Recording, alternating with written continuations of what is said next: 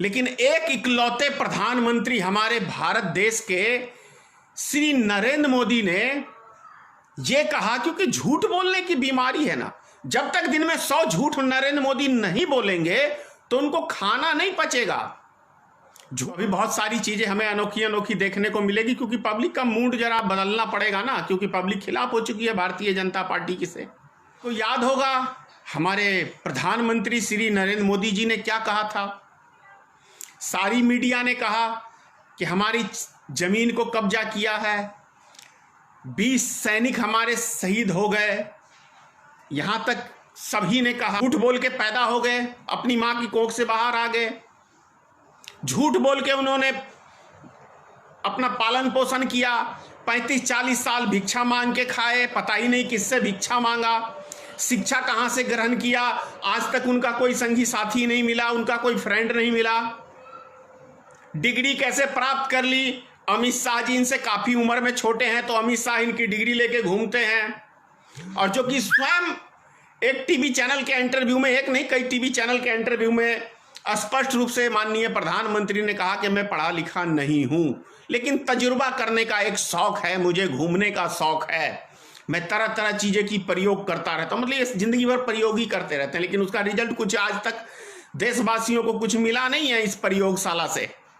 मिला है आपको भाई, जीएसटी से कुछ देश की जनता को भला हुआ, नोटबंदी से कुछ भला हुआ, अभी सभी देश की संपत्तियों बेच दी, उससे देशवासियों को कुछ भला हुआ।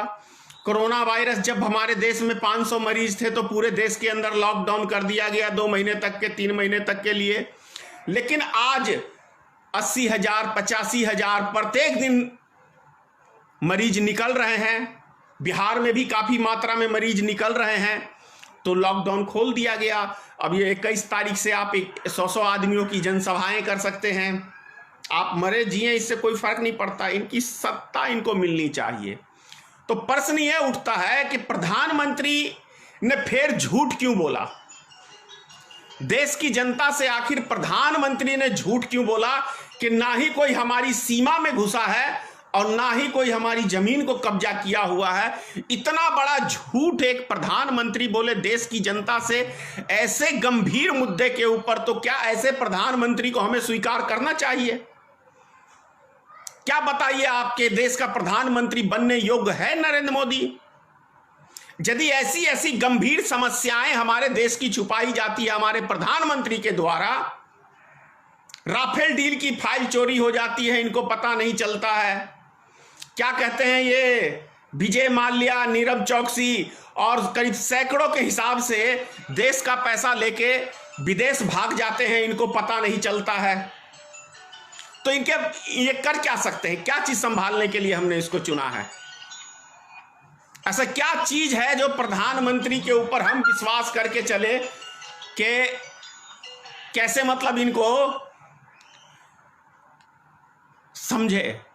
जो भी काम ये करते हैं सिर्फ और सिर्फ चुनाव जीतने के लिए करते हैं, विधायक खरीदने के लिए पैसा है, देश की जनता बर्बाद हो गई उनके लिए 5 रुपया इनके पास नहीं है, भले घोषणा कर देते हैं, लेकिन वास्तव में जमीनी हकीकत कुछ और है। मैंने सुबेरे भी इस बात को कहा है आप लोग को। और अब प्रश्न ये उठता है कि जब चीन की सेना फिर से हमारे उसमें घुसपैठ कर रही है और ये हमारे गोदी मीडिया चीन की कहानी बता रहे हैं कि चीन भूखमरी के कगार पे पहुंच गया है, वहां के लोग भूखे मर रहे हैं। क्यों भाई गोदी मीडिया, क्या हमारे देश के अंदर भूखमरी नहीं है? हमारे देश में क्या बाढ़ नहीं आया है?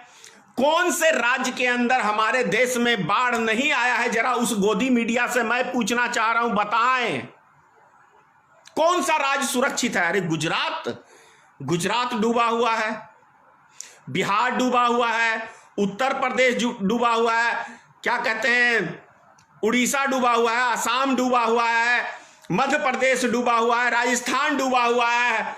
कौन सा राज्य बचा हुआ है? जरा एक राज्य का नाम तो बता दो कि भाई इस राज्य से जनता यहां की खुश है। शर्म नहीं आता? ये गोदी मीडिया बेशरम की तरह जनता को गुमराह करने में लगे हुए हैं, बहुत ही शर्मनाक है। कसम खा ली है गोदी मीडिया ने कि हम देश की जनता को बर्बाद करके छोड़ेंगे, इनके दिमाग में कचरा भर भर के इनका दिमाग खराब करके छोड़ेंगे। ऐसी न्यूज चैनल वालों को क्या जूते से स्वागत नहीं करना चाहिए जो हमें गलत खबरें दिखाते हैं? हमारे देश की समस्या इसको नजर नहीं आती है, इस गोदी मीडिया को, लेकिन पाकिस्तान की चिंता इनको ज्यादा खाई जाती है। ये क्या कहते हैं, अमेरिका की चिंता खाती है, क्या कहते हैं, चीन की चिंता खाती है, बांग्लादेश की। लेकिन हमारे देश में क्या बीत रहा है?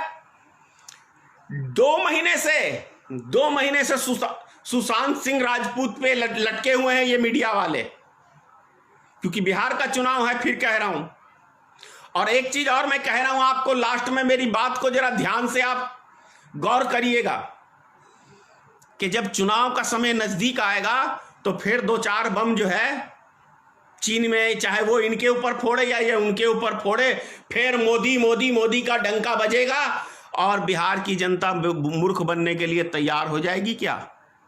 मुझे तो नहीं विश्वास है कि बिहार की जनता मूर्ख बनने के लिए अब तैयार होगी।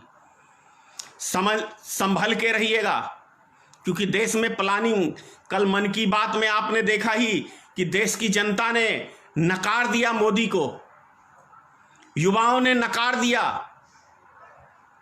इससे ज्यादा और कोई बेइज्जती नहीं हो सकती है। जैसा हुआ है तो ये आपको समझना पड़ेगा।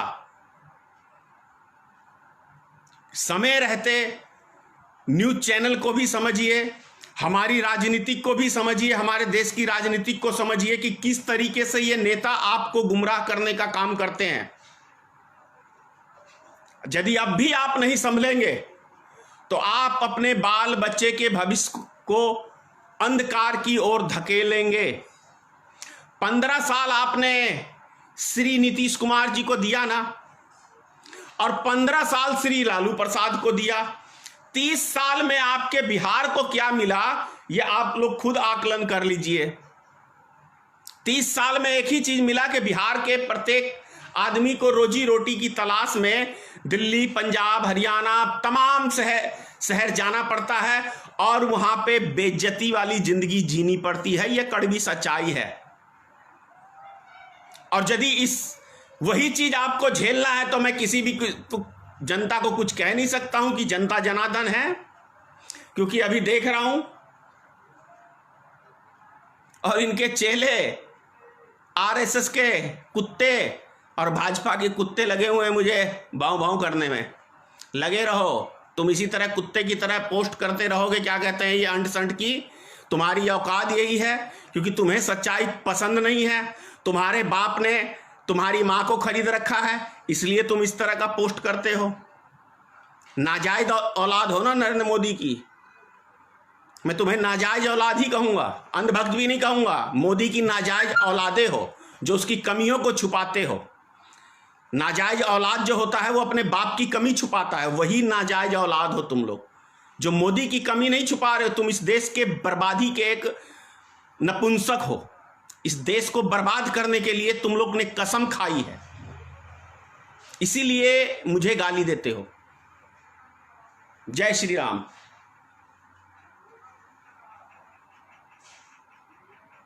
जय हिंद, जय भारतीय मित्र पार्टी।